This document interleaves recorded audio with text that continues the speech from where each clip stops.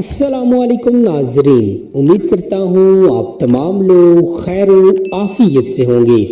ہمارا آج کا سوال، بعض مسلمان پرویز اور کیسر نام رکھتے ہیں، ان کے کیا معنی ہیں؟ کیا یہ نام رکھنا جائز ہے؟ اور عزیز کے کیا معنی ہے؟ کیا بچوں کا نام رکھنے کے لیے تاریخ، ستارے اور برج کا حساب معلوم کرنا ضروری ہے؟ معزز ناظرین، پرویز کے معنی ہے نہایت اعلیٰ، مہذب، فاتح، بلند اختر، عزیز، ارجمند وغیرہ۔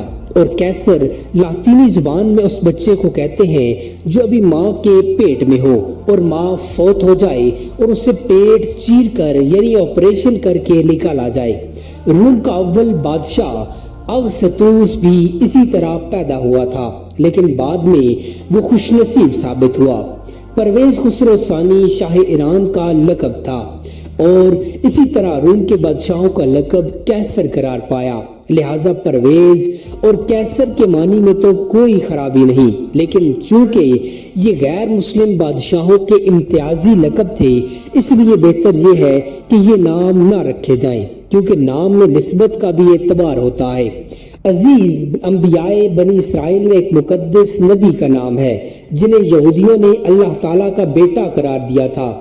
کسی نبی مقدس کے نام پر نام رکھنا ہو تو نسبت کا اعتبار ہوتا ہے۔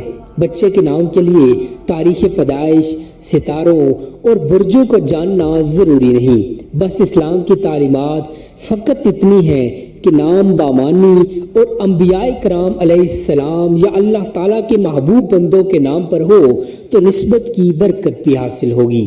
امید کرتا ہوں آپ کو ہماری آج کی ویڈیو پسند آئی ہوگی۔ مزید ایسی انفارمیٹیو ویڈیوز دیکھنے کے لیے چینل کو سبسکرائب کر لیجئے۔ جزاک اللہ خیرہ۔